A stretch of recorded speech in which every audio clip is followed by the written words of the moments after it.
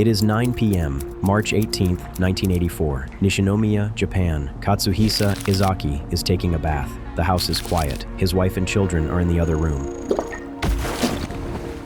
Suddenly, the bathroom door is kicked in. Before he can scream, he is dragged out of the water, naked, dripping wet, defenseless. The intruders bind him. They shove him into a car and speed away into the night. He isn't just a random victim. He is the CEO of Glico, one of the largest candy companies in the world, and he has just become the first pawn in the perfect crime.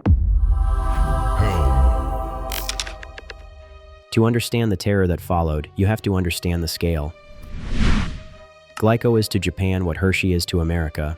Their candy is in every pocket, every vending machine, every child's hand. In 1984, Japan was in the middle of an economic miracle. Corporations like Glico were the new emperors. They were untouchable. Just like the chaebol families in South Korea, these corporate dynasties felt they ran the country. The public trusted them implicitly. The police protected them fiercely. So the idea that someone could just walk into the home of a CEO, drag him naked from his bath, and vanish was impossible. It was a glitch in the system. When a CEO gets kidnapped, you expect a ransom call. Standard procedure.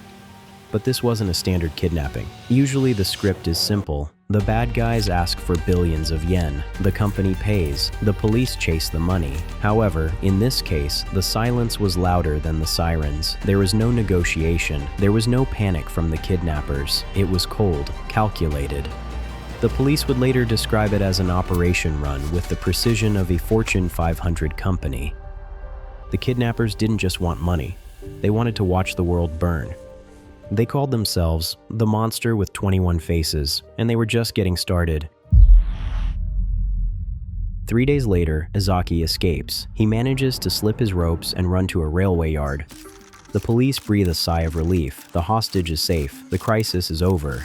However, the monster was not done. They were insulted that their prize had escaped. Therefore, they decided to change the game. They didn't target the CEO anymore. They targeted the candy. They set fire to cars at the Glico headquarters. They sent letters to the newspapers, mocking the police, taunting the public. "Dear stupid police officers," the letters began. "Don't lie. Are you terrified?"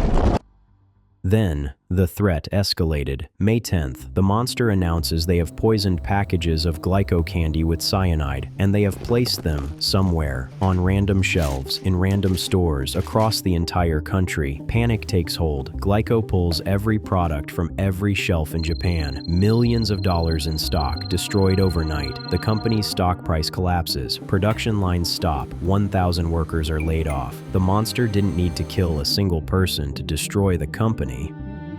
They just had to make you afraid. To eat a piece of candy was to play Russian roulette. June 28th.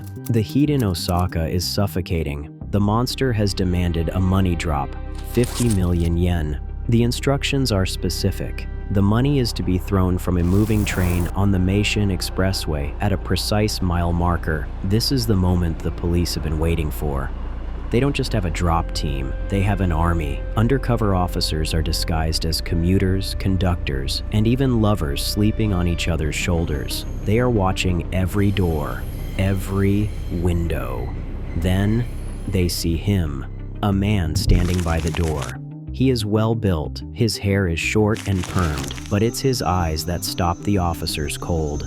They are sharp, angular, unblinking. Later, the press will call him the Fox-Eyed Man. Investigator 7 has his hand on his revolver. He radios command. Subject in sight. Do we engage? The train arrives at Kyoto Station. The doors open. The Fox-Eyed Man steps off and vanishes into the crowd. Investigator 7 begs for the order to arrest him on suspicion. Therefore, the command center hesitates. They are afraid of a lawsuit. They are afraid of blowing the larger operation. By the time they say go, he is gone. The system was too slow to catch the chaos. In the world of corporate crime, we often forget the human cost. We focus on the stock prices and the stolen money, but for the men tasked with stopping the monster, the failure was personal, and for Superintendent Yamamoto, the man in charge of the investigation in Shiga Prefecture, it was unbearable. August 7th. Yamamoto cannot sleep. The fox-eyed man has escaped. The recalls have decimated the economy. The public is laughing at the police.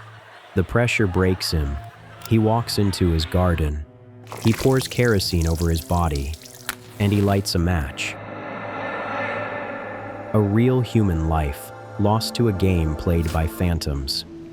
The monster with 21 faces didn't stay silent. 5 days later, they sent their final, cruelest letter. Superintendent Yamamoto died like a man. We decided to forget about torturing food companies. And then the final line, a line that defines the modern age of trolling and terror.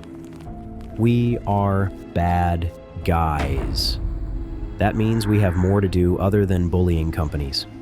It's fun to lead a bad man's life. And just like that, they stopped. No one was ever caught. The cyanide candy was never found in a way that hurt anyone. The monster simply retired. The statute of limitations expired in February 2000. The perfect crime was complete, but the question remains, who were they? Over the years, police examined thousands of suspects, but 3 primary theories emerged. Each one points to a different fracture in the Japanese system. Theory number 1. The Yakuza. Specifically, subgroups that had been pushed out of the construction business by police crackdowns in the early 80s. The kidnapping techniques, the use of police radios, the ability to disappear, it all fits the profile of organized crime.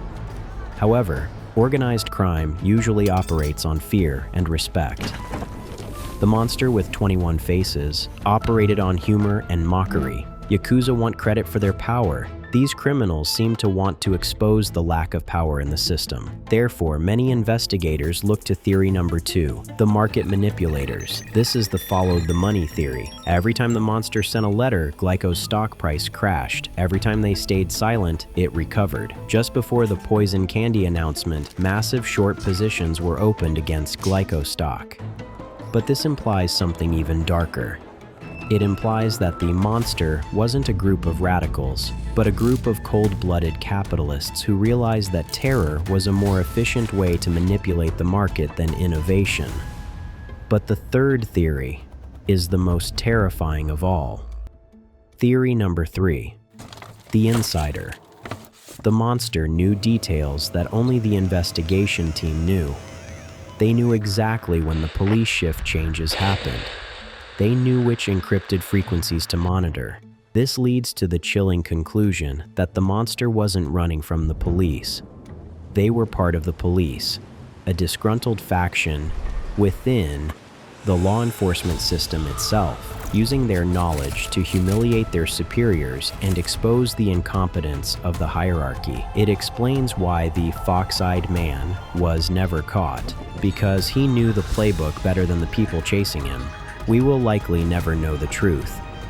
The monster with 21 faces didn't just steal money, they stole the illusion of safety. They were a reflection of the system itself, exposing its arrogance, its incompetence, and its fear. The police chased them for 17 years, but you can't put handcuffs on a ghost.